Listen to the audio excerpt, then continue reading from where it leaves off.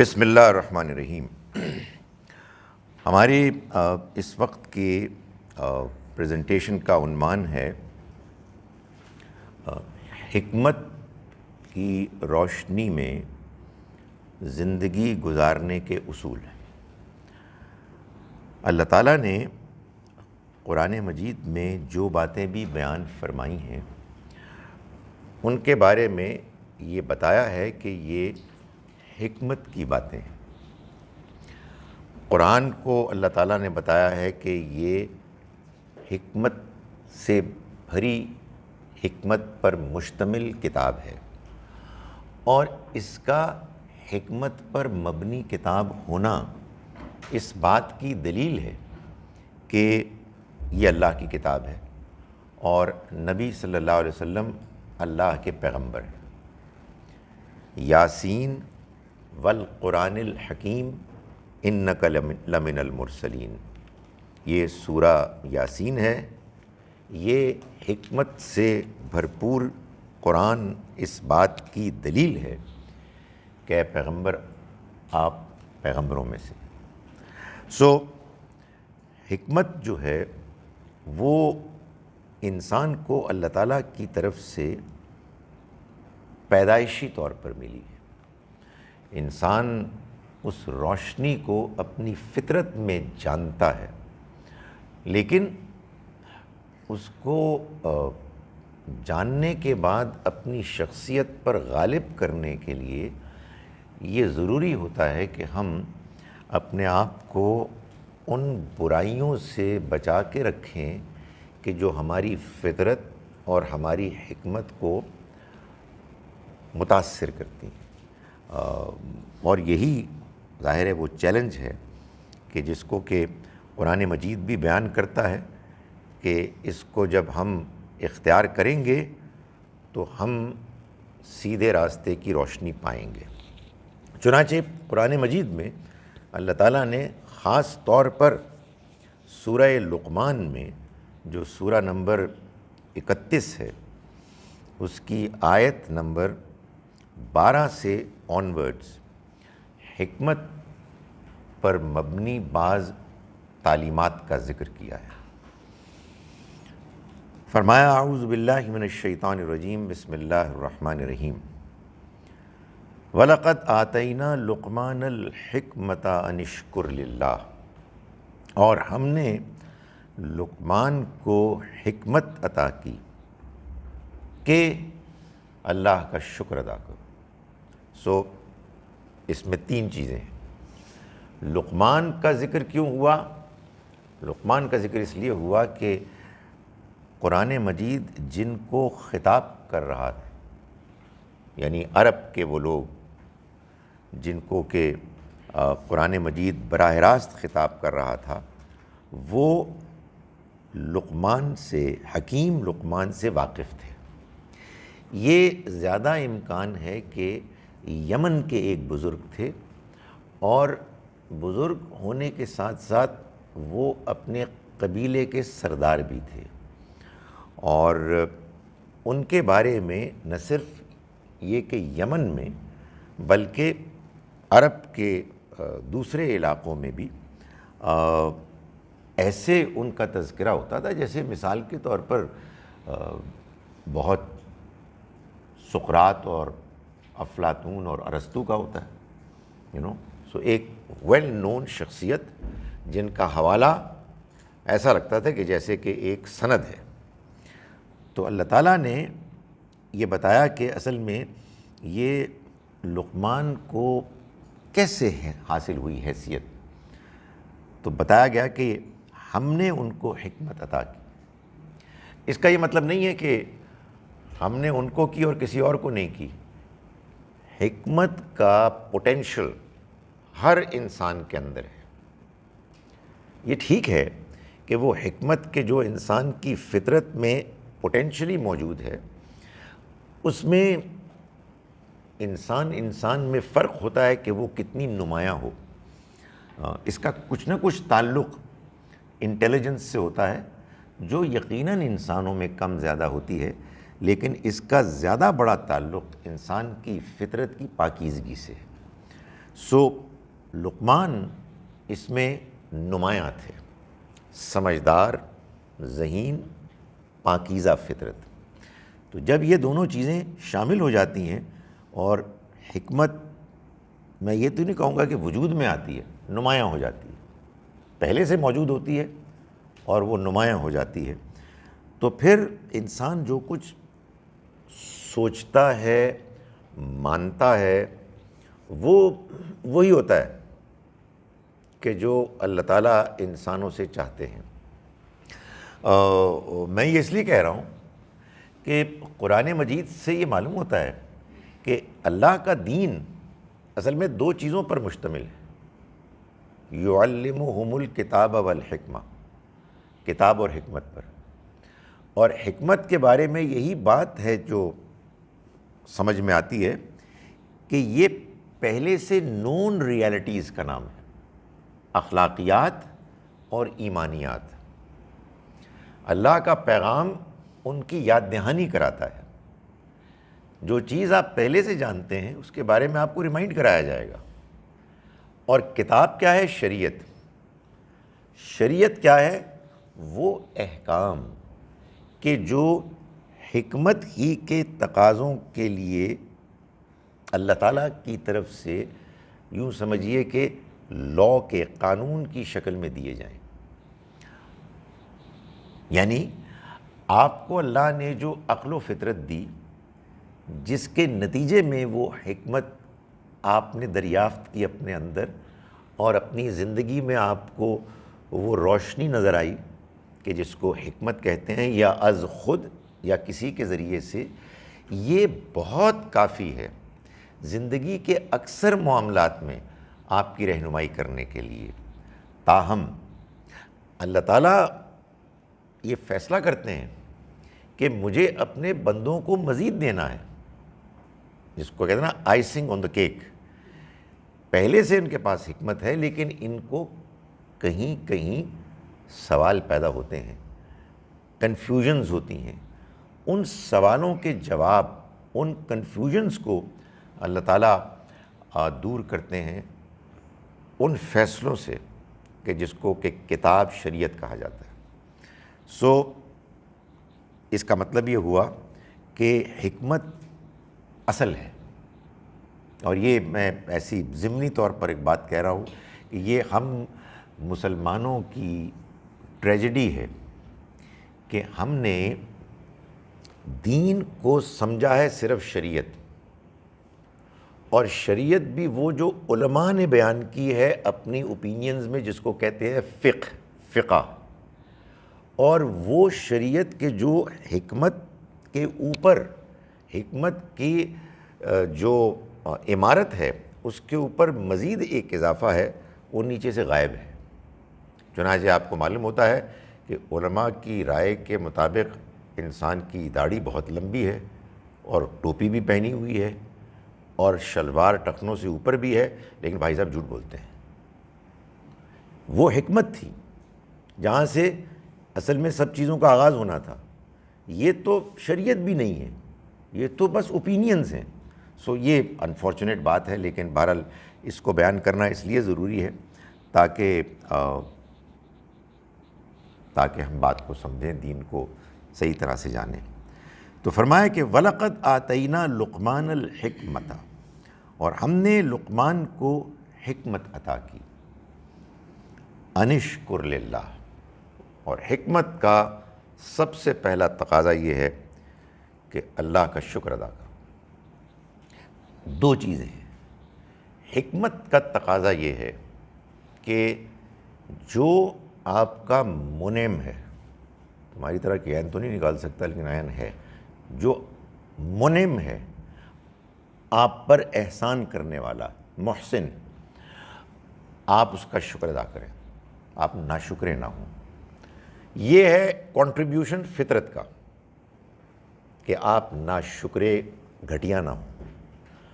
اور عقل اور فطرت کا تقاضا یہ کہ آدمی یہ سمجھے کہ یہ سب کچھ اللہ نے دیا ہے، یعنی انسان اس بات کو جان لے۔ تو جب یہ دونوں چیزیں انسان کو میسر آ جائیں گی تو پھر لازماً یہ ہوگا کہ انسان اللہ کا شکر ادا کرے گا اور اس کو سمجھے گا کہ یہ سب سے پہلا تقاضا ہے اس کے انسان ہونے کے ناطے۔ وَمَن یشکر فَإِنَّمَا یشکر لنفسی، اور جو کوئی شکر کرے گا تو وہ تو شکر کرے گا اپنے ہی بھلے کے لیے۔ یعنی یہ بتا دیا کہ شکر گزاری کا فائدہ خود انسان کو ہوگا۔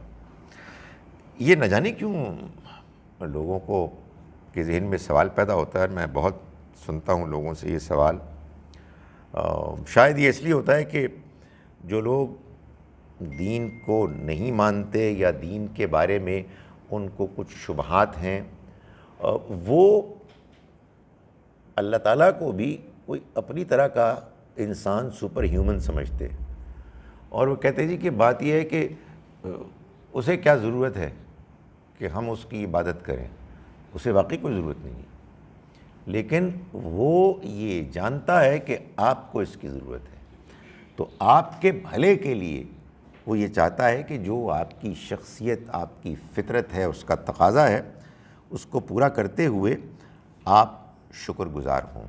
وَمَن یشکر، اور جو شکر گزار ہوگا، فَإِنَّمَا یشکر لنفسی، تو وہ تو شکر گزار صرف اپنے ہی بھلے کے لیے ہوگا۔ وَمَن کفر، اور جس نے ناشکری کی، یہ کفرہ جیسے انکار کے لیے ہے ویسے ناشکری کے لیے بھی ہے، سیاق کانٹیکسٹ بتائے گا کہ اس کا مفہوم کسی موقع پر کیا ہے، تو یہاں تو بڑی آبویس سی بات ہے کہ شکر کے مقابلے میں کفر کا ذکر آیا ہے، تو یہ کفر اصل میں ناشکری ہے۔ حقیقت واقعہ یہ ہے کہ جو لوگ کفر کرتے ہیں، یعنی اللہ کے پیغام کا انکار کرتے ہیں، اس کی بھی وجہ اصل میں ناشکری ہی ہوتی ہے۔ سو فرمایا کہ ومن کفرا، اور جس نے ناشکری کی، فإن اللہ غنی حمید، تو وہ جان لے کہ اللہ بے نیاز ہے اور تعریف کیا گیا ہے، تمام اعلیٰ صفات سے متصف ہے۔ تو پہلی بات یہ کی گئی کہ جس نے ناشکری کی وہ جان لے کہ اللہ تعالیٰ کو شکر گزاری کی ضرورت نہیں ہے۔ وہ جو لوگ سوال کرتے ہیں اس کا کیا فائدہ ہے، کوئی اس کو فائدہ نہیں ہوتا، آپ کے بھلے کے لیے وہ کہتا ہے۔ تو اللہ تعالیٰ بے نیاز ہے، اس کو کوئی ضرورت نہیں ہے، وہ ہر ضرورت، ہر کمزوری، ہر عیب سے پاک ہے، اور وہ حمید ہے، اس کے ہاں تمام اعلیٰ صفات ہیں، جن صفات کی موجودگی کا یہ نتیجہ ہے کہ وہ آپ سے آپ تعریف کیا جا رہا ہے، اس کو کسی کی تعریف کی ضرورت نہیں ہے۔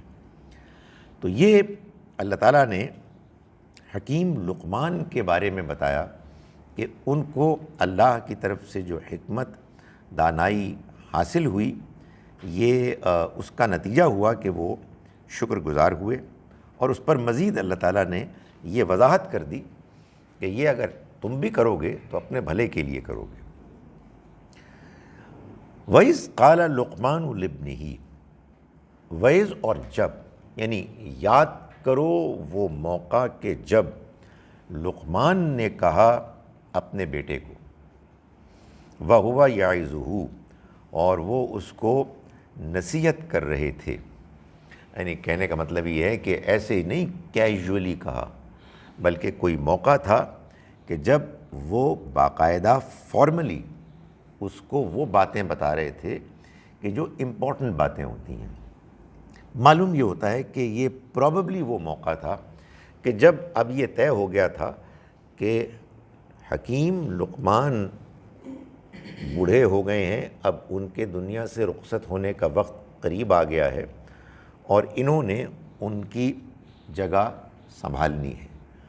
تو اس موقع پر جو نصیحتیں انہوں نے کیں، یہ ان کا ذکر ہے کہ یا بنی، اے میرے بیٹے، لا تشرک باللہ، تم اللہ کے ساتھ کسی کو شریک مت ٹھہراؤ، ان الشرک لظلم عظیم، یقیناً شرک بہت بڑا ظلم ہے۔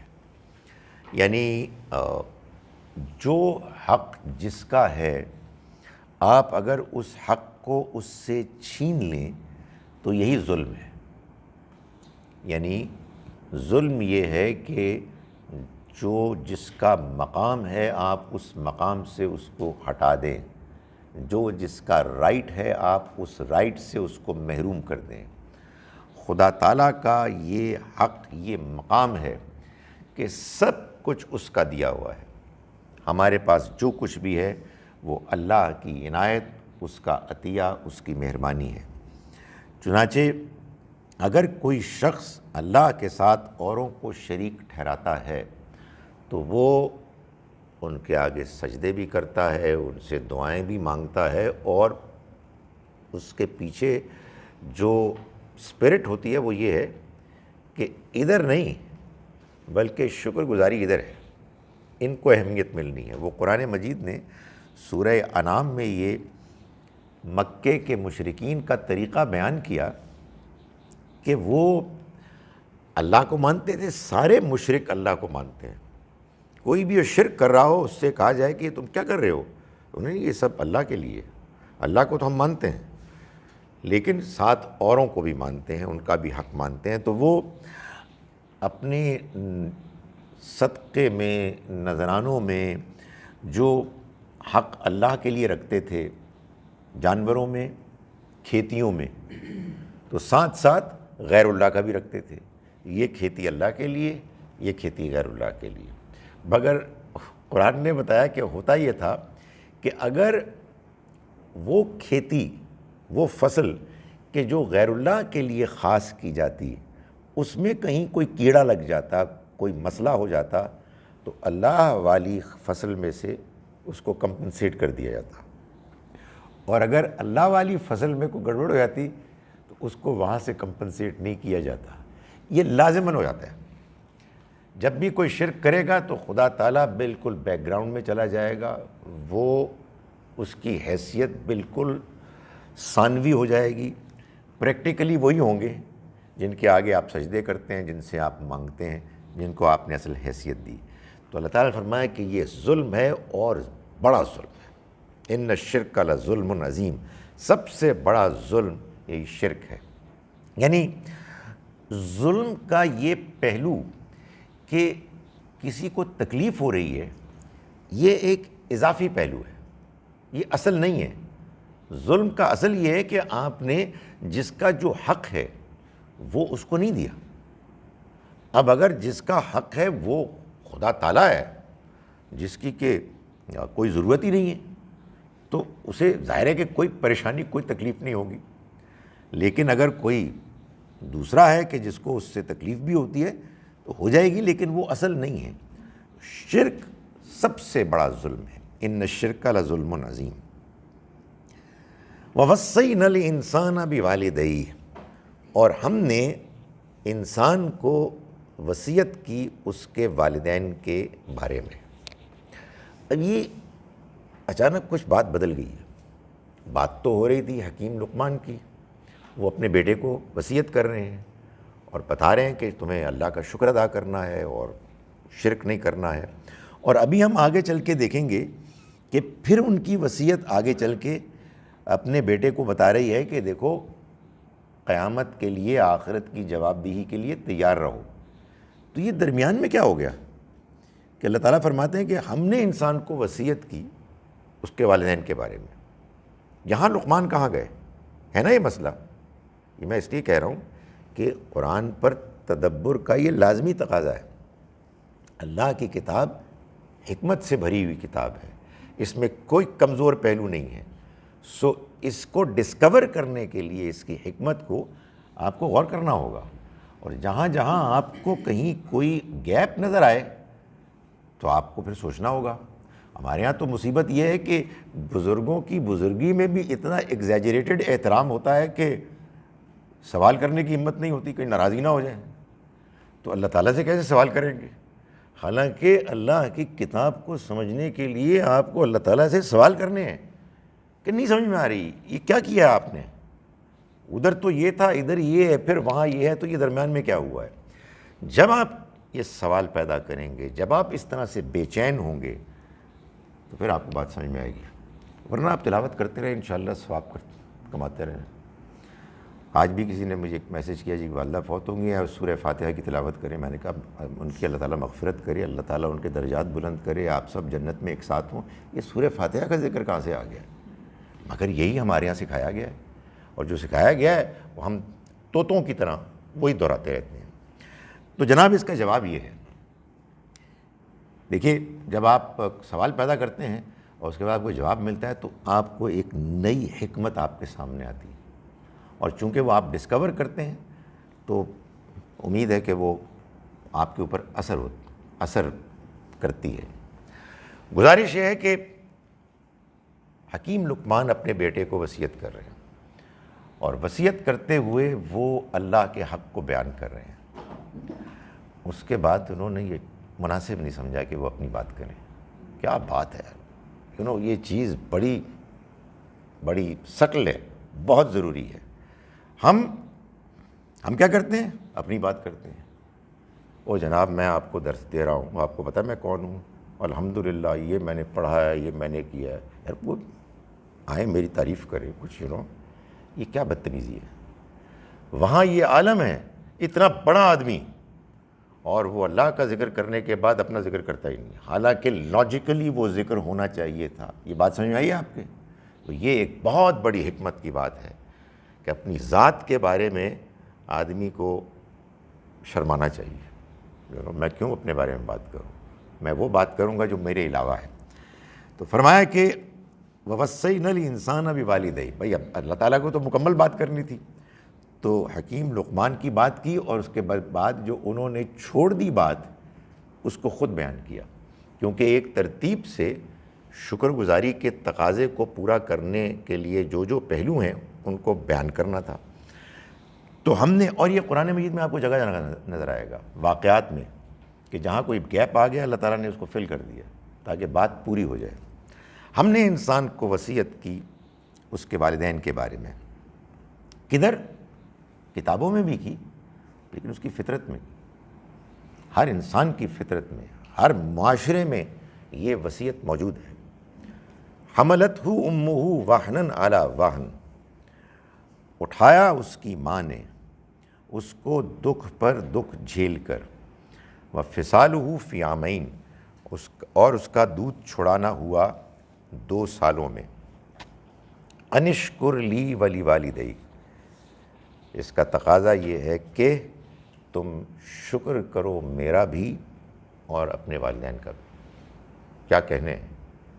اس کا حق پہلا، اور اس کے بعد دوسرا حق والدین کا ہے. یہ قرآن سے بھی معلوم ہوتا ہے، دوسرے صحیفوں سے بھی معلوم ہوتا ہے، انسانی فطرت سے بھی، کہ یہی ترتیب ہے. جس کا جتنا حق ہے جس ترتیب سے اس کو ملنا چاہیے. پہلا حق اللہ کا اور پھر والدین کا. اس میں بھی ایک مسئلہ ہے. اللہ تعالیٰ بتا رہے ہیں کہ اس نے اس کو اپنے پیٹ میں اٹھایا تکلیفوں پر تکلیفیں جھیل کر. یہ بتایا کہ اس نے اس کو دودھ پلایا 2 سال، لیکن ایک اور بھی بڑا مسئلہ تھا. اس کو جب وہ پیدا ہو رہا تھا کتنی تکلیف سے وہ گزری، اس کو نہیں بیان کیا. وہ آپ سے آپ شامل ہیں. آپ جب قرآن پڑھیں تو دھیان سے پڑھیں. خدا کے کلام میں جو بات بیان کی گئی ہے، اگر اتنی ہی نہیں تو کم سے کم 1/3 وہ بات ہے جو بیان نہیں کی گئی، اور وہ اس میں شامل ہے. ماں پریگننٹ ہوتی ہے تو وہ دکھ جھیلتی ہے، مشکلات برداشت کرتی ہے، پھر ڈیلیوری کے موقع پر تکلیف میں ہوتی ہے، پھر دودھ پلاتی ہے. تو یہ سب اس بات کا تقاضا کرتے ہیں کہ تم میرا بھی شکر ادا کرو اور اپنے والدین کا بھی. یہ اللہ میاں کی مہربانی ہے کہ والدہ کے ساتھ والد صاحب بھی شامل ہو گئے. ہوتا ہے، ظاہر ہے کہ وہ بھی موجود ہوتا ہے، لیکن اسی لیے قرآن سے معلوم ہوتا ہے، اور نبی صلی اللہ علیہ وسلم نے اسی بات کو بیان فرمایا. اور میں گزارش کرتا ہوں یہی اصل میں تعلق ہے قرآن حدیث کا.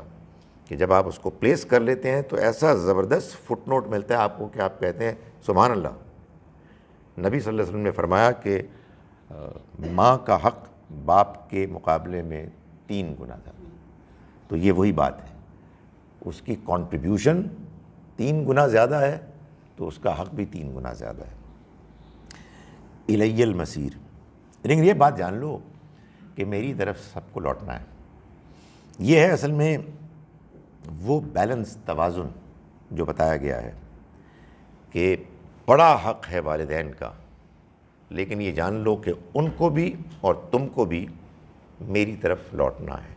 چنانچہ وَإِن جَاهَدَاكَ، اگر وہ تم سے جھگڑیں، تم کو مجبور کریں، عَلَىٰ أَن تُشْرِكَ، اس بات پر کہ تم شریک ٹھہراؤ بھی میرے ساتھ، مَا لَيْسَ لَكَ بِهِ علم، اس کو یا ان کو جن کے بارے میں تمہارے پاس کوئی علم، کوئی دلیل ہے ہی نہیں، کوئی ثبوت نہیں ہے، اٹس ناٹ میکنگ سینس. فلا تطعهما، تو ان کا کہا مت مانو، ان کی بات نہ مانو، لیکن وصاحبہما فی الدنیا معروفا، دنیا میں ان کے ساتھ بھلے طریقے سے پیش آؤ. یعنی یہ ہے وہ شاندار بیلنس کہ ہم نے جن کا ہم پر احسان ہے اس احسان کو ہمیں اس کا بدلہ چکانا ہے، اس کا حق ادا کرنا ہے. لیکن اس کا یہ مطلب نہیں ہے کہ جنہوں نے ہم پر احسان کیا ہے وہ ہم سے جو بات چاہے منوا لیں. نہیں، بات ہم مانیں گے وہی کہ جو ہم کو صحیح لگے گی، لیکن ہمیں جو بات صحیح لگ رہی ہے وہ ان کی بات سے مختلف ہے. تو اس کا یہ مطلب نہیں ہے کہ اب ہم ان کے ساتھ بدتمیزی کریں یا ان کے ساتھ قطع تعلق کریں. یہ ایک غیر معمولی توازن ہے کہ جو اللہ نے ہم کو بتایا ہے اور جس کو ہمیں برقرار رکھنا ہے.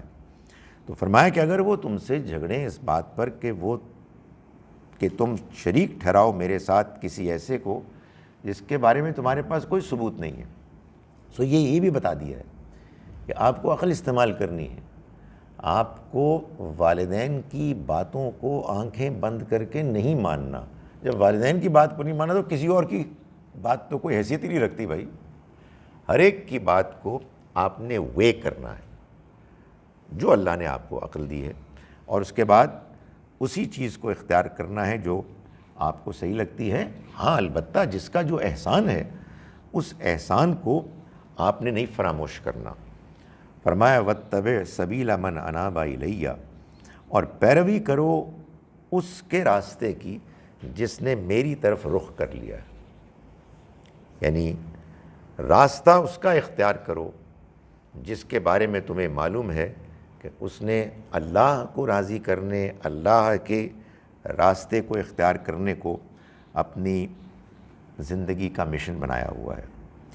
ثم الی مرجعکم، پھر میری ہی طرف تم سب کو لوٹنا ہوگا. فانبئکم، پھر میں تم کو بتا دوں گا. بما کنتم تعملون، اس بارے میں کہ جو تم عمل کرتے تھے.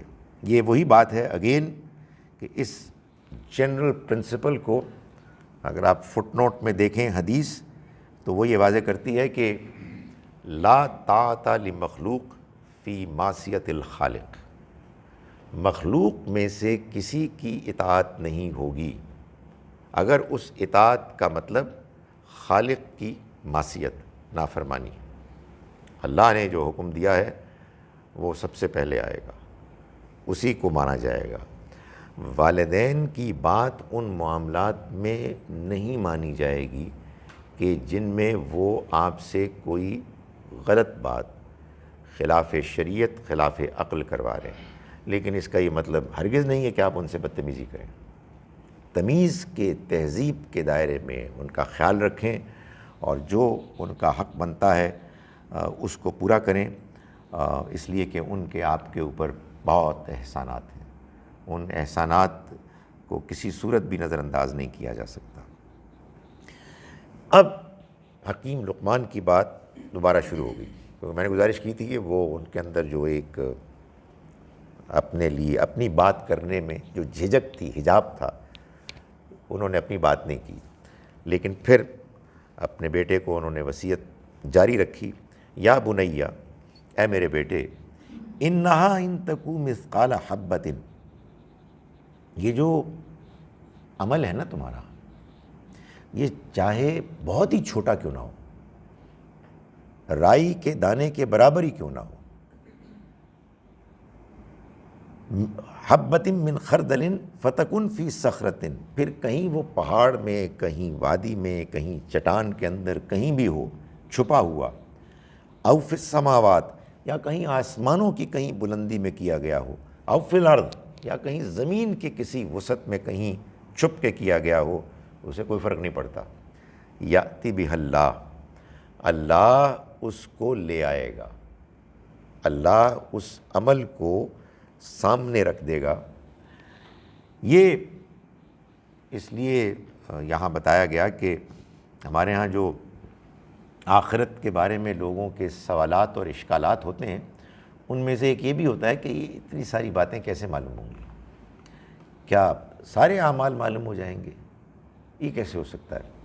تو یہ بتایا گیا کہ نہیں، کوئی عمل بھی ایسا نہیں ہے چھوٹے سے چھوٹا کہ جو اوجھل ہو اللہ کے علم سے۔ وَمَن يَعْمَلْ مِثْقَالَ ذَرَّةٍ خَيْرًا يَرَهُ، اور جو کوئی عمل کرے گا رائی کے دانے کے برابر اچھا، وہ بھی اس کو دیکھ لے گا۔ وَمَن يَعْمَلْ مِثْقَالَ ذَرَّةٍ شَرًّا يَرَهُ، اور کوئی اگر رائی کے دانے کے برابر برائی کرے گا تو اس کو بھی دیکھ لے گا۔ فرمایا کہ ان اللہ لطیف خبیر، اللہ باریک بین ہے اور باخبر ہے۔ باریک بین ہے یعنی سٹل ہے، یعنی آپ اندازہ بھی نہیں کر سکتے کہ وہ کیسے غیر محسوس طریقے سے اپنے کام کرتا ہے۔ اللہ کے لطیف ہونے کو اگر آپ کو سمجھنا ہو تو اللہ تعالیٰ نے اسی کو بیان کیا ہے سورہ یوسف میں کہ وہ لطیف لما یشاء ہے، جو وہ چاہتا ہے اس کو کرتا ہے باریک بینی کے ساتھ۔ یہ معلوم ہے کیا ہے؟ اس نے یوسف علیہ السلام کے بچپن میں ہی یہ بتا دیا کہ اصل میں اس کا منشا کیا تھا، کہ سٹوری کے کلائمیکس میں 11 بھائی اور ماں باپ اس کے آگے جھکیں گے، لیکن اس دوران میں یہ بھی ہوا کہ بھائیوں نے سازش کی، یہ بھی ہوا کہ ان کو کنویں میں ڈالا گیا، یہ بھی ہوا کہ وہ مصر کے بازار میں بکے، یہ بھی ہوا کہ اس عورت نے کہ جس کے ہاں وہ رہے ان پہ ڈورے ڈالے، یہ بھی ہوا کہ وہ قید خانے میں گئے، یہ سب کچھ ہوا، لیکن خدا تعالیٰ کا وہ فیصلہ جو ہونا تھا وہ ہوا، اور کیسے ہوا؟ سٹل طریقے سے۔ سٹل طریقے کا مطلب یہ ہے کہ ایسا نہیں ہے کہ اللہ تعالیٰ نے آسمان سے کوئی پہلوان، کوئی فرشتے بھیجے کہ پکڑ کے زبردستی کرو۔ اللہ اکبر، واقعات ہو رہے ہیں اور آہستہ آہستہ، مائی گڈنس، ادھر سے ادھر اور ادھر سے ادھر، انسان کا ذہن دماغ دنگ رہ جاتا ہے کہ یہ کیا ہے۔ تو خدا تعالیٰ لطیف ہے، سٹل طریقے سے، غیر محسوس طریقے سے وہ اپنے معاملات کو امپلیمنٹ کرتا ہے، اور آدمی دیکھتا رہتا ہے کہ خدا ہی کیا ہے۔ سو یہ ہے، وہ حیرت انگیز ہے وہ۔ تو فرمایا کہ اللہ جو بھی تم عمل کرتے وہ لے آئے گا، اس لیے کہ وہ سٹل ہے، لطیف ہے، باریک بین ہے، باخبر ہے۔ یعنی قیامت آنے والی ہے، اس دنیا میں کوئی عمل ضائع نہیں ہوگا، نہ اچھا نہ برا۔ تو اپنے آپ کو ٹھیک کر لو، اور اس حقیقت کی روشنی میں زندگی گزارو گے تو تم سمجھدار ہوگے، ورنہ تم بد نصیب ہوگے، ورنہ تم خود اپنے اوپر ظلم کر رہے ہوگے۔ یا بنیا، اے بیٹے، اقم الصلاۃ، نماز کا اہتمام کرو، وأمر بالمعروف، اور معروف کا حکم دو، معروف کی تلقین کرو، ونہا عن المنکر، اور منکر یعنی برائی سے روکو، وَاصْبِرْ عَلَىٰ مَا أَصَابَكَ، اور صبر کرو اس پر کہ جو تم پر بیتے، جو اس کے نتیجے میں تم تک پہنچے۔ اس سے یہ بات بھی معلوم ہوئی کہ انسان کو یہ بات کہ اللہ کی شکر گزاری کے لیے نماز پڑھنی ہے، یہ ہر دور میں، ہر معاشرے میں معلوم ہے۔ پیغمبروں نے پہلے دن سے اپنے ماننے والوں کو اللہ کی طرف سے نماز پڑھنے کی تلقین بھی کی اور طریقہ بھی بتایا، اس لیے کہ اس دنیا میں انسان کو اگر اللہ کا شکر ادا کرنا ہے تو یہ بات بھی جاننی ہے کہ یہ شکر کیسے ادا کیا جائے۔ تو یہ نماز چلی آ رہی ہے، نہ جانے کیسے یہ مسلمانوں کے ہاں مشہور ہو گیا کہ یہ نماز اصل میں معراج کے موقع پر ملی ہے۔ نہیں، یہ نماز تو پیغمبروں کی شروع سے چلی آ رہی ہے، قرآن بار بار اسی کو بیان کرتا ہے، لیکن قرآن پڑھتا کون ہے؟ یہاں اللہ تعالیٰ فرما رہے ہیں کہ حکیم لقمان کے جن کے بارے میں ایک پریڈومیننٹ اوپینین یہ ہے کہ وہ نبی نہیں تھے، ایک حکیم دانا انسان تھے، انہوں نے اپنے بیٹے کو کہا کہ نماز کا اہتمام کرو، بھلائی کی طرف مائل کرو۔ بھلائی یعنی جو معروف نیکیاں ہیں، دوسروں کی مدد کرنا، انسانی ہمدردی، اچھی بات کرنا، سچ بولنا، وہ چیزیں جو نون نیکیاں ہیں اس پر لوگوں کو انکریج کرو، اس لیے کہ انسان غافل ہو جاتا ہے، انسان بھول جاتا ہے، ایک بہاؤ آتا ہے اس میں انسان نکل جاتا ہے دور۔ کہیں آپ دوستوں میں ہیں، وہ مذاق شروع ہوا، ہوتے ہوتے معلوم ہوا کہ سب کچھ بھول گئے۔ انسان کو بار بار ایک دوسرے کو بتانے کی ضرورت پیش آتی ہے کہ دیکھو جو چیزیں بھلائی کی ہیں وہ کرنے والی ہیں۔ وَنْهَا عَنِ الْمُنْكَرِ، اور منکر سے روکو۔ منکر یہ لفظ بتا رہا ہے کہ جس کو دیکھ کے آدمی محسوس کرے کہ نہیں یہ ایکسیپٹیبل نہیں ہے، یہ چیز ایسی ہے کہ جس کو نہیں مانا جا سکتا، نہیں اختیار کیا جا سکتا۔ یار تم اس کے ساتھ زیادتی کر رہے ہو، ظلم کر رہے ہو، یہ کیا غلیظ زبان تم استعمال کر رہے ہو، یہ لوگوں کو کیا سمجھا رہے ہو تم، دس از نانسنس، ایسا نہ کرو، مت اس کو دھوکہ دو، یہ جو تم اس وقت فیصلہ کر رہے ہو تو معاہدے کی خلاف ورزی ہے، سو آن ہر وہ چیز کہ جو ہم جانتے ہیں کہ جو ان ایکسیپٹیبل ہے، یہ تو تم اپنے والدین کا حق نہیں ادا کر رہے، وغیرہ وغیرہ۔ روکو اس سے، اس لیے کہ آپ جب معاشرے کا حصہ ہوتے ہیں تو ظاہر ہے کہ آپ اپنے آپ کو بھی ٹھیک رکھنا چاہتے ہیں اور چاہتے ہیں کہ دوسرے بھی ٹھیک ہوں، اور اس میں ایک دوسرے کے ساتھ ہم تعاون بھی کرتے ہیں۔ میں یہ بتا چکا ہوں دعوت کی گفتگو کے ضمن میں کہ قرآن مجید نے کہا کہ وَتَوَاصَوْا بِالْحَقِّ، ہم ایک دوسرے کو حق کی تلقین کریں، میں آپ کو سمجھاؤں، آپ مجھے سمجھائیں۔ وَاصْبِرْ عَلَىٰ مَا أَصَابَكَ، اور صبر کرو اس پر کہ جو تمہیں پہنچے، یعنی کہنے کا مطلب یہ ہے کہ اگر تم نے لوگوں کو نیکی کی تلقین کی اور برائی سے روکا تو ایسا بہت کم ہوگا کہ تمہارے حق میں نعرے لگیں گے، بلکہ ہوگا یہ کہ لوگ تمہارے خلاف ہو جائیں گے، تم پر طنز کریں گے، تمہیں برا بھلا کہیں گے، تمہارے راستے میں رکاوٹیں پیدا کریں گے۔ تو بی پریپیئرڈ فار اٹ، وَاصْبِرْ عَلَىٰ مَا أَصَابَكَ، جو کچھ تم پر بیتے تم اس کو جھیلو۔ یہ چونکہ میں اس پر ایک پورا لیکچر دے چکا ہوں، اس لیے میں اس کو مزید ایمفسائز یہاں نہیں کر رہا کہ یہ سب کچھ جو ہوگا، نیکی کی تلقین اور برائی سے روکنا، یہ حکمت کے ساتھ ہوگا۔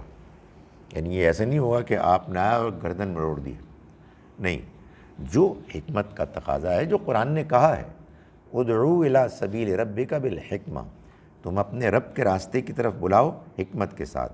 اور وہی بات، انسان کا سب سے بڑا مسئلہ یہ ہے کہ انسان کبھی بیلنس مینٹین نہیں کر پاتا، یا ہوتا یہ ہے کہ کچھ بھی نہیں کرتا، اور یا یہ ہوتا ہے کہ جو کرتا ہے اس کے بعد معلوم ہوتا ہے کہ ڈنڈا ہے اور انسان ہے جو بھاگ رہے ہیں، اس سے ڈر کے. سو یہ فرمایا گیا کہ یہ تم کام کرو، لیکن اس کے نتیجے میں مشکلات آئیں گی، انہیں برداشت کرو.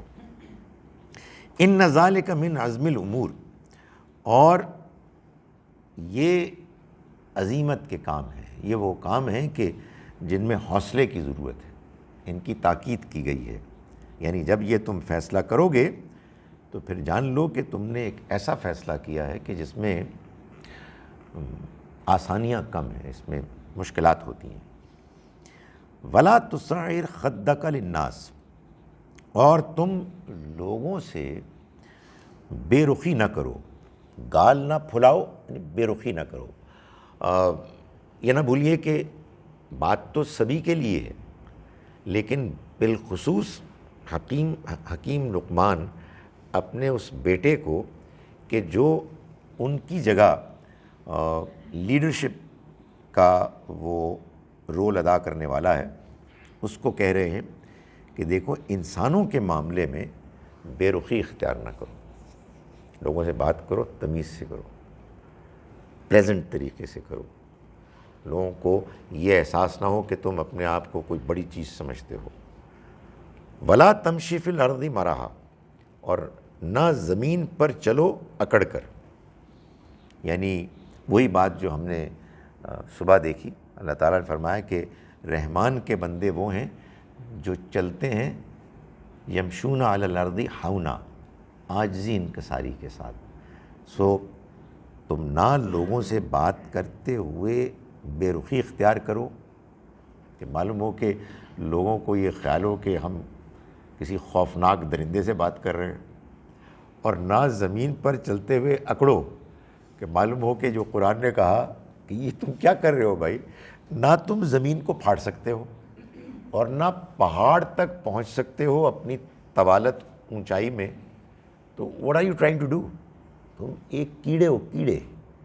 اپنی حیثیت پہچانو اور عاجزی انکساری کے ساتھ چلو، اور عاجزی انکساری کے ساتھ لوگوں کے ساتھ معاملات کرو. یہ انہوں نے بتایا. ان اللہ لا يحب كل مختال فخور، اللہ کسی اکڑنے اور فخر جتانے والے کو پسند نہیں کرتا. یہ جو جملہ قرآن مجید میں اس طرح کا آتا ہے، اس کا مطلب یہ ہوتا ہے کہ اللہ تعالیٰ اکڑنے اور فخر کرنے اور فخر جتانے والے سے نفرت کرتا ہے. He hates them، جو اس طرح کے گھٹیا لوگ ہوتے ہیں. تو یہ بڑی سخت بات ہے کہ دنیا میں رہو، نرمی کے ساتھ رہو، انسانوں کے ساتھ رویہ اختیار کرو جیسے رویہ اختیار کرنا ہے. تم نہ اللہ میاں ہو، نہ تم پہاڑ کے جتنے اونچے ہو، نہ تمہاری طاقت اتنی ہے کہ تم پیر مارو اور زمین پھٹ جائے. تو یار کیا شے ہو تم؟ What is your problem? وہی والی بات ہے جو میں نے صبح بھی کہی تھی کہ یہ جو تکبر ہے نا، اس کے لیے جو لفظ ہے سب سے اچھا وہ ہے غرور. اس کا مطلب دھوکہ. بندہ اپنے بارے میں غلط فہمی میں مبتلا ہوتا ہے، کچھ عرصے کے بعد ایسا لپڑ اس کو پڑتا ہے، یا تو زندگی کے واقعاتی میں، یا پھر وہ جب بڑھاپا ہوتا ہے تو اس کو پتہ لگتا ہے کہ یار لت آگے نہیں بدری میری، کوئی چکر ہے، پائن میں ذرا گوڈیج پیڑ ہو رہی ہے. یہ آپ کی یہ حیثیت ہے. دانت نکل رہے ہیں یار، سارے نکل چکے ہیں یار، کھانا نہیں کھایا جا رہا. بھائی یہی ہم ہیں. بچے تھے ادھر ہو جائیں گے، 20-30 سال آپ کو ملے ہیں، کیا بیوقوف آدمی ہو یار تم، ان میں جا کے تم اکڑ رہے ہو. تو یہ بڑی حکمت کی بات ہے، اس لیے کہ ظاہر ہے کہ جو بیوقوف آدمی ہوتا ہے اس کو اپنی ناک کے نیچے جو ہے اس سے آگے کچھ نظر نہیں آ رہا ہوتا. تو فرمایا کہ یہ مت کرو، اللہ تعالیٰ اسے نفرت کرتا ہے. وقصد فی مشیک، اور اپنی چال میں میانہ روی اختیار کرو. وغضض من صوتک، اور اپنی آواز کو پست رکھو. یعنی بات کرو، آرام سے بات کرو، چیخنے کی کیا ضرورت ہے. ان انکر الاصوات لصوت الحمیر، آوازوں میں سے سب سے کرخت آواز گدھے کی آواز. یعنی گدھا جو ہے اس کے ہاں کوئی انٹونیشن نہیں، یعنی وہ آواز میں اوپر نیچے نہیں ہوتا. وہ آپ کے اگر کان میں بھی خسر خسر کرے گا تو اسی طرح سے کرے گا، جو میں اس وقت نکالنا نہیں چاہتا. تو آپ کو چیخنے کی کوئی ضرورت نہیں ہے. آپ بات کریں، تمیز سے بات کریں، آپ لوگوں کو سمجھائیں. مجھے کبھی سمجھ میں نہیں آتا لوگ جب مذہبی تقریر کرتے ہیں تو اتنا چیختے کیوں. بھائی وہ بات کسی نے بڑی صحیح کہی کہ don't raise your voice, improve the quality of your argument. بات میں اگر کوئی وزن ہے تو ویسے ہی چلا جائے گا، آپ کو چیخنے کی کوئی ضرورت نہیں ہے. چیخنے کے نتیجے میں تو آدمی کہتا ہے کہ یار یہ مولوی صاحب کب بند کریں گے یار. تو یہ وہ نصیحت ہے جو یعنی ایک غیر معمولی موقع پر ایک غیر معمولی انسان نے اپنے بیٹے کو بیان کی، اور اس میں خاص طور پر یہ بات واضح کی کہ یہ اب وہ چیز ہے کہ جو تم کو انسانوں کے ساتھ معاملہ کرنے میں اختیار کرنی ہوگی. اور اللہ تعالیٰ نے اس نصیحت کو اتنی اہمیت دی کہ قرآن مجید میں اس کو بیان کر کے for all times to come اس کو باقاعدہ پریزرو کر لیا، اس لیے کہ یہ وہ حکمت کی باتیں ہیں کہ جو انسان کے اپنے فطرت میں بھی موجود ہیں. تمام حکیم دانا لوگوں نے ان کو بیان کیا، اور اللہ تعالیٰ بھی یہی ہم کو بتاتے ہیں کہ اس کا دین اسی حکمت پر مبنی ہے. اگر اس میں کوئی قانون کی مزید تفصیلات ہیں تو اسی حکمت کو مزید واضح کرنے کے لیے. اقول قولی ھذا واستغفر اللہ لی ولکم. جی میں آ رہی ہوں، ایک سیکنڈ. نہیں اس وقت تو بہت ہی زبردست ہے آپ کی آواز، کیا سریلی ہے اس وقت آواز. ایک سیکنڈ جی میں کچھ بول لوں پہلے، پھر آپ بول لیجیے گا. پہلے relevant one question to the topic, اس کے بعد آپ اپنا اف ریکوائرڈ سیکنڈ کویسچن پوچھ سکتے ہیں. میں فرمائش کر سکتا ہوں کہ ان کو دے دیں کر. جی میں دینا چاہ رہی.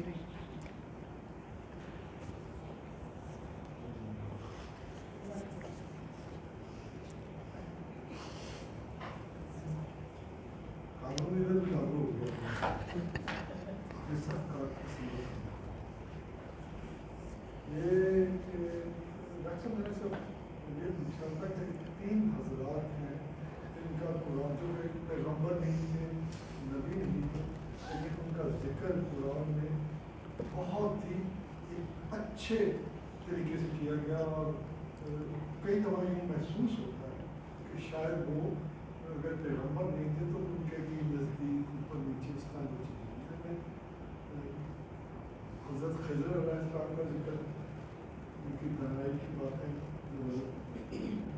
موجود سے ہوں، اور پھر حکیم لقمان کا ذکر، اور تیسرا ذوالقرنین کا.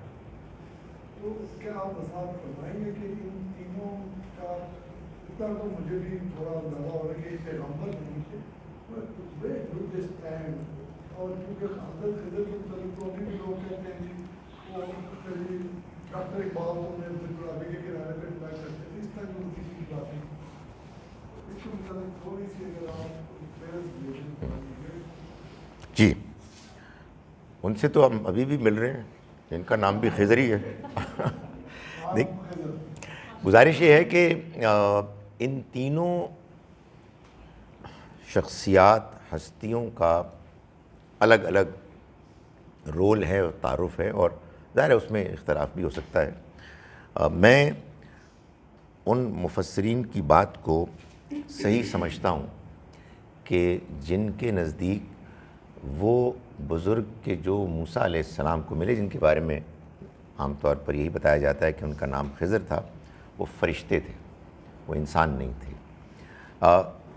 ظاہر ہے کہ یہ ایک ڈیٹیلڈ بات ہے بحث کرنے میں اگر اس میں اختلاف ہو جائے، لیکن ایک بڑی اہم آبویس دلیل یہ ہے کہ کوئی انسان کسی انسان کو مار نہیں سکتا. انہوں نے بچے کو مارا تھا، اور یہ اللہ کے حکم سے فرشتے ہی ایسا کر سکتے ہیں. تو اللہ تعالیٰ نے وہ جو ذکر کیا، انشاءاللہ اس کا موقع ایک اور لیکچر میں آئے گا جس میں کہ میں یہ بتاؤں گا کہ صبر کیسے کیا جائے.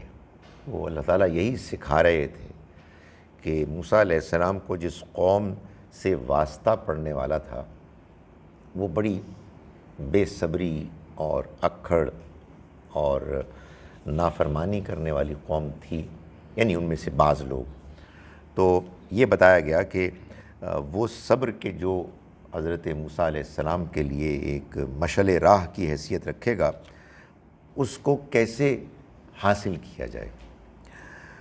ذوالقرنین کے بارے میں ذکر اسی سورہ کہف میں اس پہلو سے کیا گیا کہ مکے کے قریش کے سرداروں کو یہ بتایا گیا کہ تمہیں تھوڑا سا اختیار ملا ہے، تھوڑی سی طاقت، شہرت ملی ہے، اور تم اتنے اکڑ گئے ہو کہ نہ تم اخلاق کو دیکھ رہے ہو اور نہ تم ہمارے پیغام کو کوئی اہمیت دے رہے ہو، اس وجہ سے کہ تمہارے اندر تکبر پیدا ہو گیا ہے.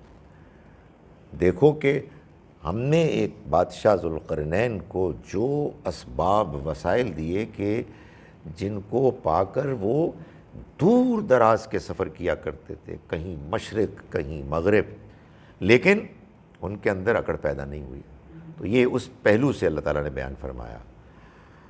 حکیم لقمان کا ذکر یہاں اسی طرح سے مکے والوں ہی کو بتایا گیا کہ تم شرک کو اللہ کا دین قرار دے رہے ہو، اور جن کو تم بھی ایک حکیم، دانا، سمجھدار بزرگ مانتے ہو، ان کی تعلیمات کا تو آغاز اپنے بیٹے کے لیے جو ہوا اس میں شرک کی مذمت اور کنڈمنیشن سے ہوا. سو ظاہر ہے کہ جہاں اللہ تعالیٰ پیغمبروں کا ذکر کرتے ہیں، وہاں پیغمبروں کے علاوہ بھی جو ہستیاں ہیں جنہوں نے کہ اسی فطرت کی روشنی میں خود بھی زندگی گزاری اور لوگوں کی بھی رہنمائی کی، ان کو بھی بیان کرتے ہیں، کیونکہ اس کا بھی ایک اثر نتیجہ نکلتا ہے.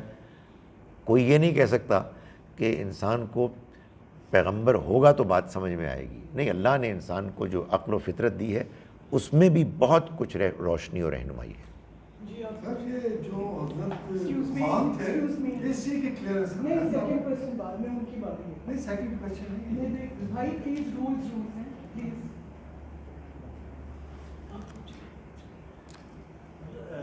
نماز تمام انبیاء نے اپنے امتیوں کو سکھائی بتائی.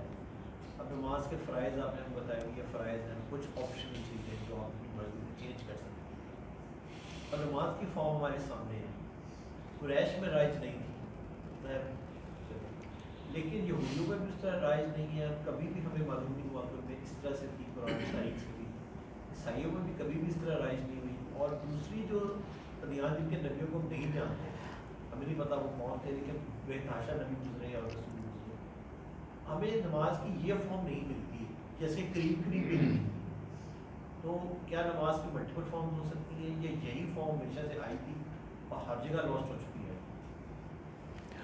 نماز کی یہی فارم شروع سے چلی آ رہی ہے. یہی نماز مکے کے وہ لوگ پڑھتے تھے کہ جو دین ابراہیم اور دین اسماعیل علیہم السلام پر قائم تھے. قرآن مجید نے یہ کہا کہ فویل للمصلین، بربادی ہو ان نمازیوں کی، الذین هم عن صلاتهم ساہون، جو اپنی نماز کی حقیقت سے غافل ہیں، الذین هم یراؤون، وہ دکھاوا کرتے ہیں، ویمنعون الماعون، اور چھوٹے چھوٹے استعمال کی برتنے کی چیزوں کو بھی دینے سے گریز کرتے ہیں. احادیث میں بعض ایسے واقعات بیان ہوتے ہیں کہ جن میں یہ بتایا گیا ہے کہ صحابہ کرام میں سے بعض دین کے فارملی سامنے آنے سے پہلے اس نماز سے واقف تھے اور یہی نماز پڑھتے تھے. حضرت ابو ذر غفاری رضی اللہ عنہ بتاتے ہیں کہ ان کا جو قبیلہ تھا وہ خانہ بدوش قسم کے لوگ تھے، ٹریول کرتے تھے. تو انہوں نے بتایا کہ میں اسلام لانے سے پہلے ہی میں نے نماز پڑھنی شروع کر دی تھی. تو میرے بھائی، ہمارا قبیلہ مکے کے باہر پڑاؤ ڈالا اس نے، اور اس کے بعد میرے بھائی مکے چلے گئے. مجھے جانے کی کوئی ضرورت نہیں تھی، ان کی کوئی وہاں ذمہ داری ہوگی، کوئی ان کا کام ہوگا.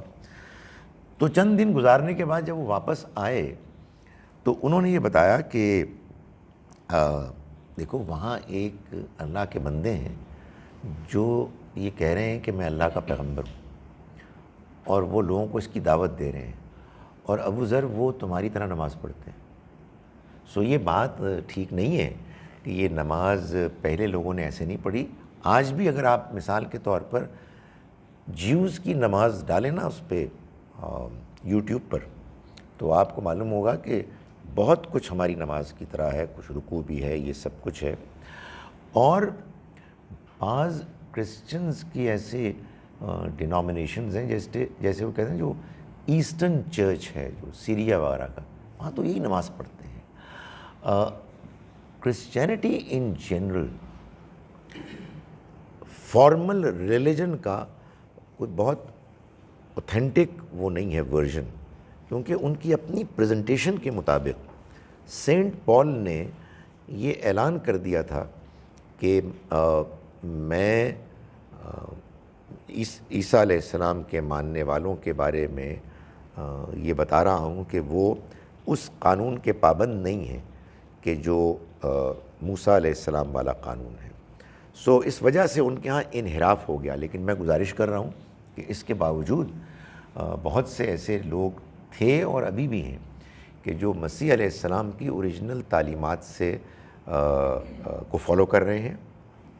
میں نے سنا ان سے کہ جو یہ جو یورپ میں بعض ممالک ہیں ایسٹرن یورپ کے جو مسلمان ہو گئے، وہ یہ بتاتے ہیں کہ ہم این میس پوری کے پورا گروپ ہم مسلمان ہوئے کیونکہ ہمارے ہاں اس بات کا چرچا تھا کہ ایک اور پیغمبر آنے والے ہیں. ہمارے قبرستان میں ہمارے بزرگوں کے قبروں پر کوئی کراس بھی نہیں لگا ہوا، اور ہم جانتے ہیں کہ وہ بھی ایسے ہی نماز پڑھتے تھے.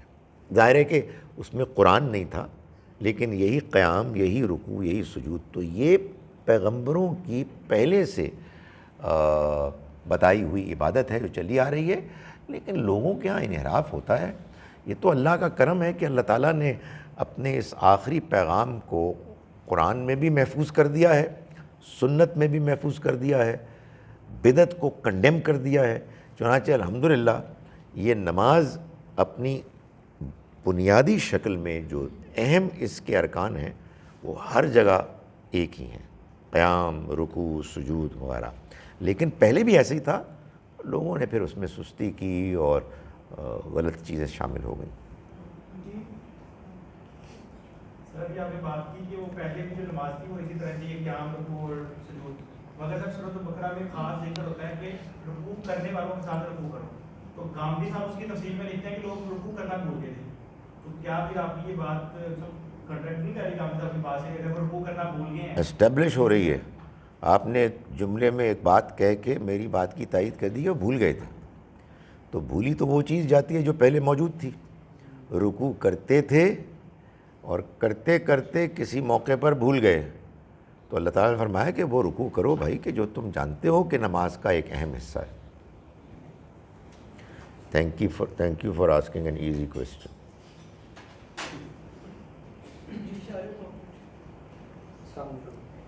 کیا شریعت کی انڈرسٹینڈنگ میں بھی والدین سے اختلاف کر سکتے ہیں؟ کیونکہ پاکستان میں دنیاوی معاملات میں تو لوگوں کو حسن سلوک کرتے نہیں دیکھا جاتا، لیکن دینی معاملات میں وہ کہتے ہیں کہ ہم اپنے باپ دادا کے ریلیجن پہ ہیں. تو اس پر تفصیل. یہ بالکل الٹ بات ہے. یعنی والدین کے ساتھ حسن سلوک ہونا چاہیے، والدین کی ضروریات کو پورا کرنا چاہیے، ان کی تکالیف کو دور کرنا چاہیے، لیکن سچائی کے معاملے میں ان کی بات کو نہیں ماننا چاہیے. یعنی تہذیب کے ساتھ ان سے کہہ دینا چاہیے کہ نہیں، اس معاملے میں ہم آپ کی بات نہیں مانیں گے. اور اس میں بھی جذبہ یہ بھی ہونا چاہیے کہ ہمیں سچائی کو ماننا ہے، اور ہم مانیں گے تو اس کا امکان ہے کہ والدین بھی مان لیں. یعنی ان کے ساتھ ہمدردی کا یہ تقاضا ہے کہ آپ ان کی غلط بات نہ مانیں اور ان کے لیے دعا کریں کہ وہ یعنی اسی راستے کو اختیار کریں.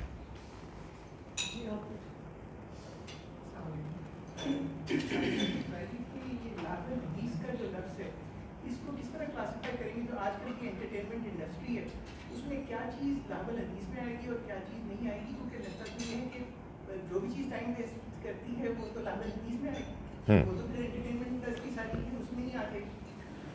आपने ये एज्यूम किया कि चूँकि मैं सूरह लुक़मान को बयान कर रहा हूँ तो मैं लावल हदीस से शुरू हुआ हूँ, मैं दरमियान से शुरू हुआ था, लेकिन अब सवाल वैलिड है। देखिए, यही मुश्किल है हमारे यहाँ कि लोग पूरी बात नहीं समझते। बात ये नहीं है कि लहवल हदीस नाजायज़ है, बल्कि बात ये है कि लोगों में से बाज़ मक्के में ऐसे थे, वमिनन नास मन यश्तरी लहवल हदीसी लियुज़िल्ला अन सबीलिल्लाह, ताकि वो अल्लाह के रास्ते से गुमराह करें। इसकी तफसीर में जो एक बैकग्राउंड बयान की जाती है वो ये है कि बाज़ लोगों ने, सरदारों ने ये कहा कि क्या तुम कुरान के चक्कर में पड़ रहे हो, आओ हम तुम्हें बताते हैं, ये औरतें हैं, ये गाएंगी और इधर ध्यान करो। तो गुजारिश ये है कि अगर कोई शख्स इसकी जगह पर ये कहे कि ये कुरान और ये नमाज़ छोड़ो और तुम्हें क्रिकेट मैच दिखाते हैं, तो ये भी हराम हो जाएगा।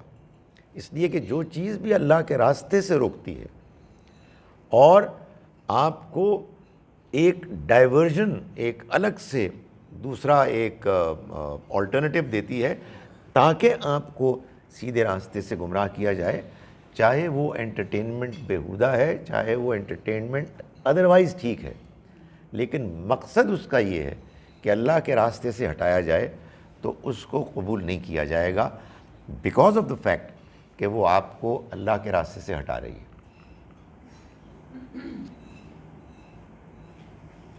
सर, क्वेश्चन मैं करना चाह रहा था अहदे लफ्ज़ के हवाले से कि अल्लाह ताला ने तब हम लोगों से पूछ लिया कि जी आप लोगों का खुदा कौन है, तो हम लोगों ने इकरार कर लिया कि आप ही।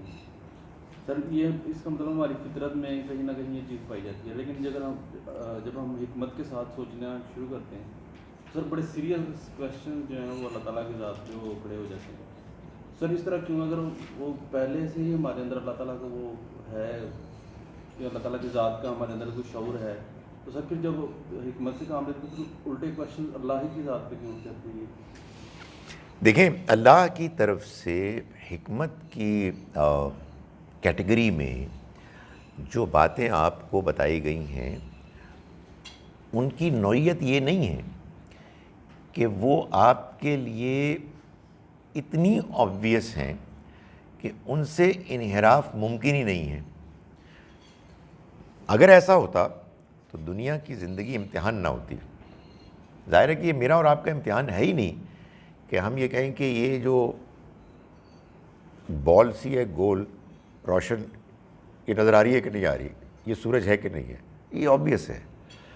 जो इम्तिहान की चीज़ें हैं उनकी नौइयत ऐसी होती है कि वो इंसान के अंदर फितरत में मौजूद होती हैं, लेकिन उनके लिए आदमी को फिर सोचना पड़ता है, गौर करना पड़ता है और दूसरों की बातें, अल्लाह के पैगाम को सबको सामने रखकर नतीजा निकालना पड़ता है। ये ख़यालात आते हैं, ये शैतान की तरफ से भी आते हैं, ये उन लोगों की तरफ से भी आते हैं कि जो इस मामले में कोई और नज़रिया रखते हैं।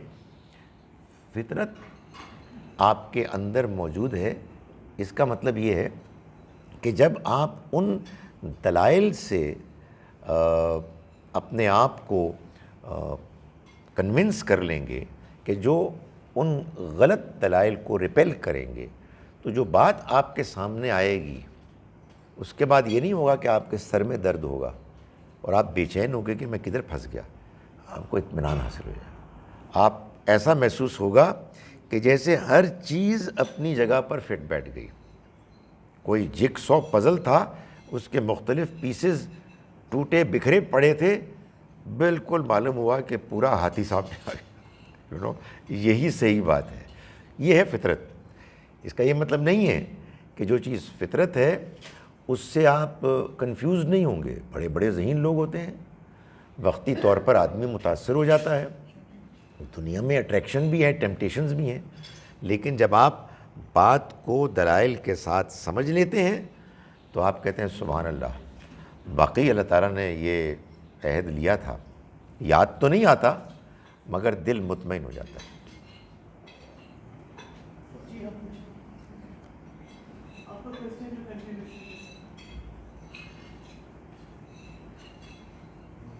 سر سوال میرا وہی تھا، میں اس کی کنٹینیوشن یہ تھی کہ حضرت خضر علیہ السلام اور حضرت لقمان وہ حضور سے کہیں پہلے آئے جو قرآن سے پتہ لگا. حضرت ابراہیم کی ان کی باتوں سے ہے کہ وہ ایک اللہ کے تھے، تو اور حضرت ابراہیم کے متعلق بھی یہی کہ وہ قبلہ کہا گیا اور وہ ایک اللہ کو، تو وہی باتیں وہ کر رہے تھے. تو کچھ لوگوں سے میں نے سنا ہے کہ ان کو وہ پیغمبر کا جو میں نے کہا تھا، جو میرے ایکچولی سوال پہلے بھی کچھ دنوں کے میرے پوچھا تھا، تو یہ ڈز ہی اسٹینڈس کیونکہ ان کا آگے پیچھے اور کہیں پتہ نہیں لگتا کہ ان کا کیا شجر نسل تھا کیا ہوتا، کیونکہ اہل یہود میں سے تو جو بھی آتے تھے اس کے بعد نبی آ جاتے تھے. جیسے کہ حضرت داؤد علیہ السلام کو بھی ایک نبی نے ہی نام ابراہیم کا انہوں نے کہا کہ تم نبی بنو گے جب اس کی وہ. میں جاننا چاہ رہا ہوں کہ کیا حضرت لقمان علیہ السلام کا کیا وہ. میں گزارش کر رہا ہوں کہ اللہ تعالیٰ نے انسانوں کی ہدایت کے لیے جو طریقے اختیار کیے، آپ کہیے جو بندوبست کیے، وہ دو تھے. ایک وہ بندوبست کہ جو ہر انسان کے ساتھ اس کی پیدائش کے ساتھ اس کو حاصل ہے. دین اصل میں وہی ہے، انسان کی فطرت، انسان کی عقل. اصل میں اس بات کو نہ سمجھنے کے نتیجے میں وہ کویسچن پیدا ہوتا ہے کہ جس کے بعد آدمی کے پاس اس کا کوئی جواب ہی نہیں ہوتا کہ ان لوگوں کا کیا بنے گا جن کے پاس پیغمبروں کا پیغام نہیں پہنچا. پیغمبروں کا پیغام انسانوں کی ہدایت اور رہنمائی کے لیے لازم نہیں ہے، وہ ایک ایڈیشنل روشنی ہے جس کو قرآن نے کہا نور علی نور، روشنی پر روشنی. تو ہمیں پہلے اصلاً اپنی فطرت میں بہت سی باتیں اچھی اور بری ان کا احساس شعور حاصل ہے. عقل آرگیو کر کے ان کو اور واضح کر دیتی ہیں. پیغمبر کیا کرتے ہیں؟ ان کے بارے میں ریمائنڈ کراتے ہیں، کلیریفائی کرتے ہیں، اور ایک بہت امپورٹنٹ چیز کرتے ہیں شریعت کے علاوہ، وہ یہ ہے کہ یہ بتاتے ہیں یہ تمہاری فطرت اور تمہاری عقل تمہارے رب نے تم کو دی ہے، اس کا نتیجہ نکلے گا. قیامت کے دن اللہ تعالیٰ ان چیزوں کے بارے میں پوچھے گا. اور مزید یہ کہ وہ ان کو فطرت کی روشنی میں آپریٹ کرنے کے نتیجے میں جہاں کچھ مشکلات آتی ہیں ان میں اللہ کے احکام شریعت بھی بتاتے ہیں، جیسے سود کی حرمت، جیسے سور کی حرمت، جیسے نماز کی حیت وغیرہ وغیرہ. سو یہ جو بزرگ جن کا ذکر اللہ تعالیٰ نے کیا، جن کے بارے میں یہ وضاحت تصریح نہیں ہے کہ وہ اللہ کے پیغمبر تھے، ان کا ذکر اسی لیے کیا تاکہ یہ واضح ہو کہ پیغمبر اگر کہیں نہیں بھی پہنچے تب بھی انسان کے لیے اللہ کی دی ہوئی رہنمائی کی روشنی میں چلنا بالکل ممکن تھا اور اب بھی ہے. یہ وعلیکم السلام. جو سورہ لقمان میں جو حضرت لقمان نصیحت کرتے ہیں پاکستان، یہ ایز اے مینڈیٹری جیسے احکامات اللہ ہوتے ہیں، تو اس کی نظر میں لیں گے کہ گائیڈنس پرنسپل لیں گے کہ پرنسپل ہے کہ ان کے لیے تھا، کس ایکسٹینٹ تک اس کی امپلیکیشن ہے؟ جی دیکھیے، حکیم لقمان کی جتنی بھی باتیں ہیں وہ حکمت کی باتیں ہیں. اچھا یہ بڑا مسئلہ ہے کہ لفظ حکمت جو ہمارے یہاں ہے نا، وہ آپ کہیے کہ اور انسانی انڈرسٹینڈنگ میں ایک سمجھاتی لگژری ہے. یہ بڑا حکیم آدمی ہے, ویری برائٹ مین, بڑا پہنچا ہوا آدمی ہے. قرآن مجید کی تعلیمات سے معلوم ہوتا ہے کہ یہ لازم ہے. بھائی جو انسان کی فطرت میں موجود ہے اس سے تو کوئی انحراف ہی نہیں ہے. شریعت میں اختلاف ہو سکتا ہے اس لیے کہ وہ تو ایک بیان ہے نا, تو بیان کو سمجھنے میں میرے اور آپ کے درمیان کو ڈفرینس آف اوپینین ہو سکتا ہے, لیکن جو میرے اور آپ کے پاس پیدائشی طور پر موجود ہیں, کیسے یہ ڈس ایگریمنٹ ہو سکتا ہے کہ یار والدین کا احترام ہونا چاہیے نہیں ہونا چاہیے, ہو ہی نہیں سکتا. جھوٹ بولنا چاہیے یا سچ بولنا چاہیے, کوئی ڈفرینس آف اوپینین نہیں ہو سکتا. سو یہ لازم ہے.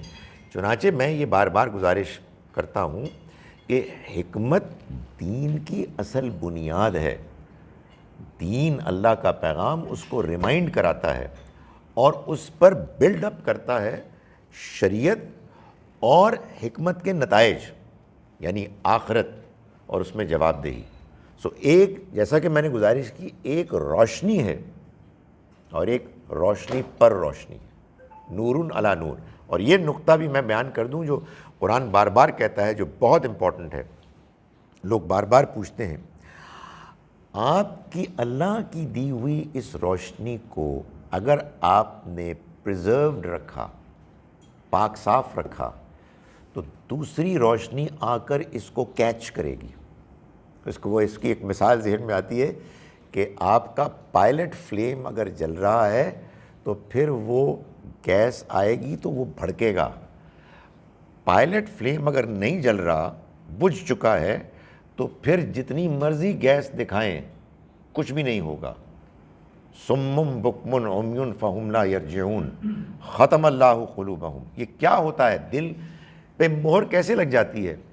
جھوٹ بول کر, بول کر, زیادتی کر کے کرتے جانا اور برائیاں کرنا, وہ برائیاں جن کا برائی ہونا معلوم ہے. سو یہ آپ کا سوال تھا کہ یہ اچھی باتیں ہیں, نہیں, یہ وہ اچھی باتیں ہیں جو لازم ہیں. ان میں سے کوئی بھی غیر لازم نہیں ہے. جی میم. میں ویسے ہی کر لیں. ڈاکٹر صاحب یہ حکمت کیا بات کر رہے ہیں, کیونکہ اکثر دیکھا ہے کہ جیسے آپ نے ابھی ایک پروسیس ڈسکرائب کیا کہ جب آپ کی فطرت کو کوئی چیز ٹچ کرتی ہے, you use your logic and reason, تو ایک انلائٹنمنٹ ہوتی ہے, you feel a sense of peace and you know this is the truth. This varies from individual to individual. What is my logic and what gives me peace, if I try to explain it to somebody else, unko wo uska relate nahi karte. So can we say that God then relates to all individuals differently according to their need or capacity or their abilities, and wo jo noor aayega unke paas wo accordingly aayega jo unki capacity hogi. اس میں اس confusion میں ایک اور چیز بھی add کر لیں. It varies from individual to individual and from society to society. یہ بھی ہو جاتا ہے. دیکھیں گزارش یہ ہے کہ ایک وہ کامن ڈینومینیٹر ہے جو سب انسانوں میں مشترک ہے یا عام طور پر ہوتا ہے. ایک میری پرسنالٹی, طبیعت ہے, رجحانات ہیں, ایک آپ کی ہے. اس میں اختلاف ہو سکتا ہے. بعض اوقات یہ بھی ہوتا ہے کہ میں ضد کرنا شروع کر دیتا ہوں, تو آپس میں جیسا کہ میں کہتا ہوں تمیز کے دائرے میں جب آپ گفتگو کریں گے تو کسی موقع پر مجھے اسٹرائک کر جائے گا کہ نہیں وہ ٹھیک کہہ رہی ہیں, لیکن بہرحال میں انسان ہوں, میں کہوں گا یار میں ان کی بات کیوں مانوں. تو اس لیے کچھ اختلاف ہو جاتا ہے. بعض اوقات ہو سکتا ہے کہ کچھ مائنر چیزوں میں جس کا تعلق فطرت سے نہیں ٹیسٹ سے ہے, اس کو ہم فطرت کے ساتھ خواہ مکس اپ کر دیتے ہیں.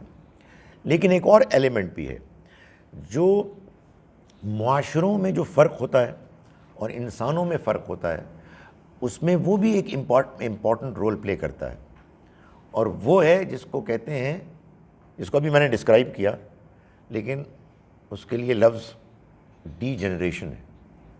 یعنی جھوٹ بولنا ایک نہایت ہی گھٹیا کام ہے. مگر میں آپ کو بتا رہا ہوں کہ پاکستانیوں میں یہ اتنا عام ہے کہ میں نے ایک سمجھدار آدمی سے سنا آنیسٹلی، اس نے کہا کہ یار اللہ تعالیٰ کوئی اتنا بھی سخت نہیں ہو سکتا کہ چھوٹے موٹے جھوٹ کو وہ مائنڈ کرے. یعنی آپ سوچئے کہ اب میں اس کو کیا کہوں یار، جھوٹ جھوٹ ہے، اور چونکہ وہ آپ کی عادت بن گئی ہے تو آپ اللہ تعالیٰ کو کہہ رہے ہیں کہ یار اللہ تعالیٰ ایڈجسٹ کریں. نہیں، جو فطرت ہے وہ بالکل کلیئر ہے، لیکن چونکہ زندگی ایک آزمائش ہے اس لیے اللہ تعالیٰ نے ہم سب کو آزادی دی ہے، اور برائی میں ٹیمپٹیشن ہے، اور فطرت سے انحراف میں شارٹ ٹرم بینیفٹس ہیں. اس لیے آدمی وہ کرتا ہے. اور پھر ایک ہمارے اندر ایک ایگو ہے، بھائی میں تیری گل کیوں مننا بھائی، ہو آر یو. یہ جو ہو آر یو ہے نا، یہ جس کو کہ یہاں بہت کنڈیم کیا گیا ہے، یہ ہے وہ چیز کہ جو بندے کو مرواتی ہے. اور میں ابھی یہ بات پہلے بھی اور آج بھی میں نے بیان کی، اسی کو نبی صلی اللہ علیہ وسلم نے بیان فرمایا کہ جس کے دل میں رائی کے دانے کے برابر بھی تکبر ہوگا وہ جنت میں نہیں جائے گا. اور آپ نے اس کی وضاحت فرمائی کہ تکبر دو چیزوں کا نام ہے، دوسرے انسانوں کو اپنے سے کمتر سمجھنا اور حق کے آگے اکڑ جانا. بھائی میں تو اپنا ایکسپیرینس آپ کو بتاتا ہوں کہ میں بعض اوقات اکڑ جاتا ہوں. یہ اور بات ہے کہ اللہ کا شکر کے بعد میں احساس ہوتا ہے یار پاگل آدمی ہے یار، ختم کر یار اس کو. بٹ یہ ٹینڈنسی انسان کے اندر ہے، نہیں مانتا میں، کر لو جو کرنا ہے. یہ ایک انسان کے اندر ایک آزمائش کے لیے اللہ تعالیٰ نے رکھی ہے. اور ویسے بائی دا وے انسان کے اندر جو بھی رجحان ہے وہ اصلاً برا نہیں ہے، اس کی ایگزیجریشن بری ہے. میرے اندر ایک عزت نفس ہونی چاہیے. یہ تو کوئی بات نہ ہوئے کہ ہاں جی آپ بھی ٹھیک کہہ رہے ہیں، ہاں جی آپ بھی ٹھیک کہہ رہے ہیں، آپ بھی ٹھیک کہہ رہے ہیں. نہیں، انسان کو ٹکنا چاہیے، اپنی بات پر ایمفسائز کرنا چاہیے، لیکن ونڈو اوپن رکھنی چاہیے، دوسرے کی بات سننی چاہیے. اور وہی بات جو بار بار سامنے آ رہی ہے، توازن، بیلنس کو برقرار رکھنا چاہیے، جو پروبیبلی ایک جگہ پہ کھڑے ہونے کا نام نہیں بلکہ لگتا ہے کہ پینڈولم جس طرح گھومتا ہے نا، کبھی ہم ادھر ہوتے ہیں کبھی ادھر ہوتے ہیں. شاید اللہ تعالیٰ یہی چاہتے ہیں کہ ہم اسی طرح سے اسٹرگل کریں اور اپنے آپ کو ٹھیک کرتے رہیں. اور یہ بھی ایک اگلے میری ڈسکشن کا موضوع ہے، توبہ کرتے رہنا. ایسا نہیں ہوگا کہ آپ کسی دن کریں گے کہ یار بہت غلط کام میں نے کر دیے، it's all over ladies and gentlemen, finished, اب میں ختم، اب دیکھیں میں کتنا چیمپئن نیک آدمی بنوں گا. سوال ہی پیدا نہیں ہوتا. 5 منٹ بعد آپ بعد جائیں گے، اس کے بعد پھر آپ کو ایک شیطان تھپڑ مارے گا اور آپ وہی گھٹیا حرکت کر رہے ہوں گے. لیکن اگر آپ اچھے انسان ہیں، مومن ہیں، دوبارہ توبہ کریں گے، سہبارہ کریں گے. آپ کو میری اس بات سے بہت خوشی ہو رہی ہے. یہ حقیقت ہے، یہ حقیقت ہے کہ اصل میں دیکھیں، یہ میں پہلے بیان کر چکا ہوں، جو پرابلم ہے وہ یہ ہے کہ آپ جان بوجھ کر غلط کام کریں اور اس پر اصرار کریں. ٹھنڈے دل و دماغ کے ساتھ آپ پلاننگ کریں کہ میں نے یہ غلط کام کرنا ہے. پھر سچی بات یہ ہے کہ توبہ کرنے کی توفیق نہیں ملتی. بندہ جذباتی ہو گیا، پھسل گیا، کسی کمپنی میں گیا اور وہاں شروع ہو گئے. ہمیں کل اپنے اسکول کے اپنے جو میرے ساتھی تھے ان کے ساتھ پتہ نہیں کیا بکواس کر رہے تھے ہم. میرے اسکول کے ساتھی ہے، 5ویں 6ٹھی جماعت کے، فضول قسم کی باتیں ہم کر رہے تھے. بعد میں احساس ہو گیا what naan sense was it, مجھے نارمل ہونا چاہیے، ٹھیک ہونا چاہیے. لیکن یہ آدمی بہک جاتا ہے. مگر جو اللہ تعالیٰ چاہتے ہیں وہ یہ ہیں کہ ہم بار بار اپنی اصلاح کریں، بار بار کریں اور اپنے اندر کے اس احساس کو زندہ اور بیدار رکھیں جو ہمارا گائیڈ ہو، جس کی روشنی میں ہم زندگی گزاریں. Last question before Namaz.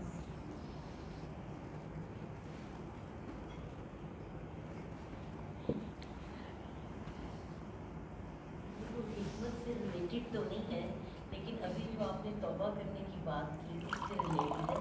کہا جاتا ہے کہ رو رو کے معافی مانگو اور جب دعا کرو تو بہت رو، جبکہ مجھے اس کے لیے بہت فکر ہے کہ مجھے کبھی رونا نہیں آتا. تو اس کی کیا حقیقت ہے؟ ایک تو یہ ہے کہ اس کے لیے ایک اور لیکچر ہے، اس میں بھی آپ تشریف لائیے گا. لیکن گزارش یہ ہے کہ رونا ضروری نہیں ہے، احساس ندامت اور شرمندگی ضروری ہے.